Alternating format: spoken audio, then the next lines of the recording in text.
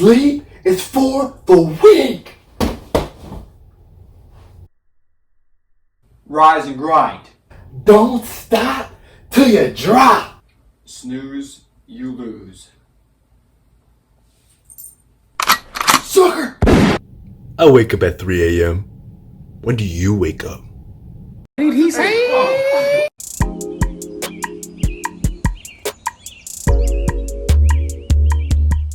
So, according to the Huffington Post, toxic productivity is essentially the unhealthy desire to be productive at all times and at all costs.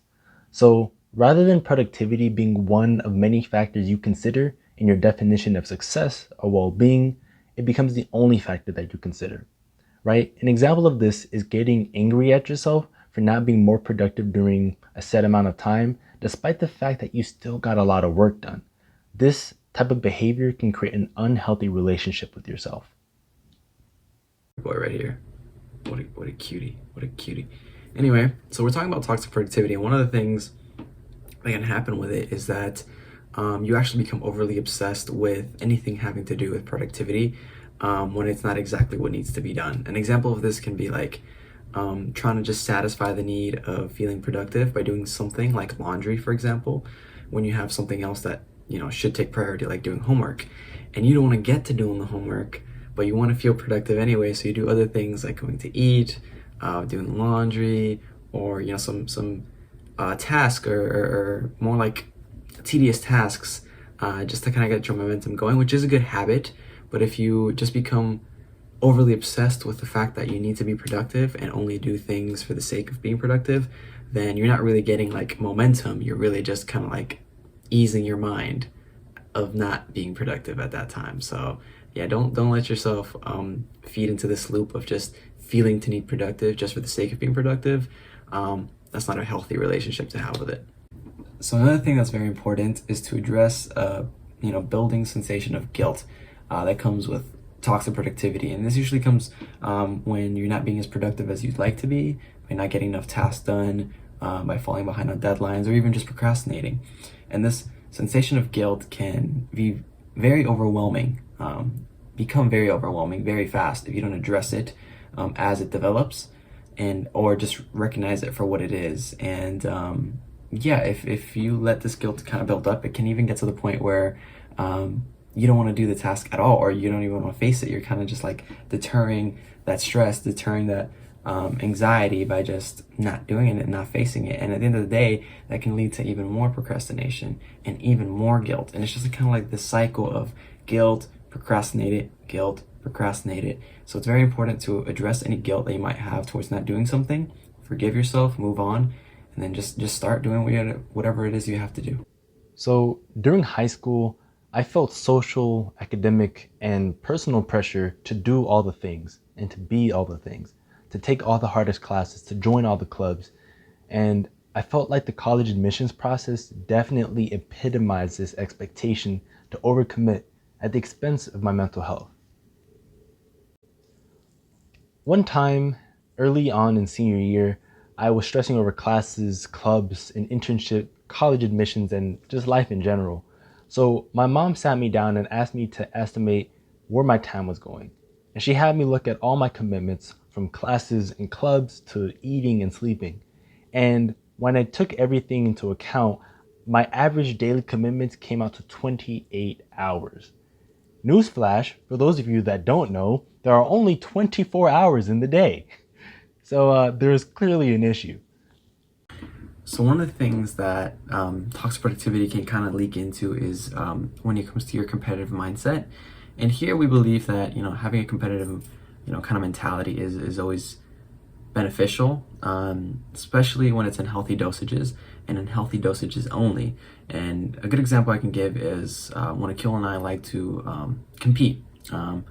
In addition to collaborating and working together to towards something, we also like to compete against each other from time to time, just kind of to like maintain our edge and really be on our toes. And one of the best ways we've been able to do that has been through basketball. We play one-on-one, and when we really start to play, it gets really intense, and we're really playing rough sometimes, where we're just kind of like going at it, and there's nothing malicious in that. It's all coming from a good place because we want to bring the best of it ourselves. And, if something happens, like we cross the line or something like that, we take a step back and we know that it's coming from a good place and there's nothing, overly competitive that's going on.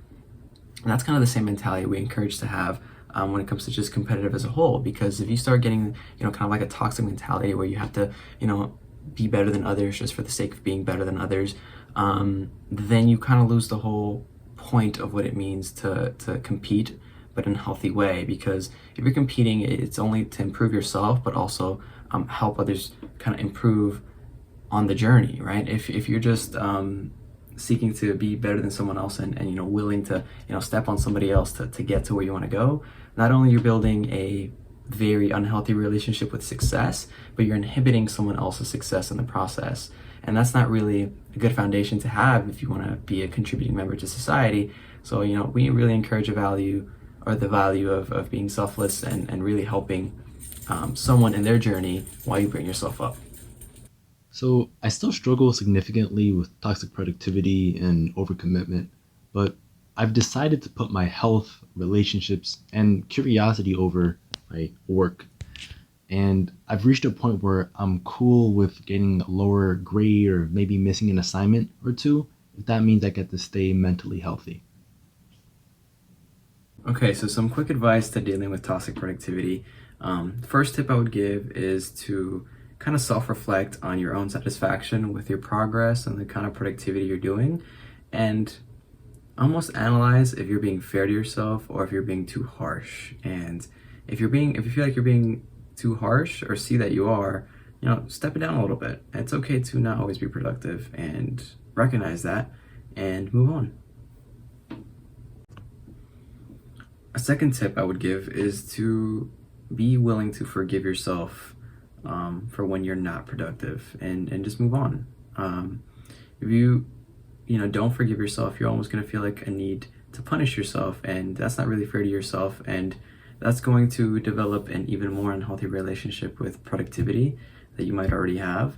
So don't feed into that. And like Jordan Peterson says, treat yourself as if you're someone that you have to look after, right? So be fair to yourself as well, and really take care of yourself.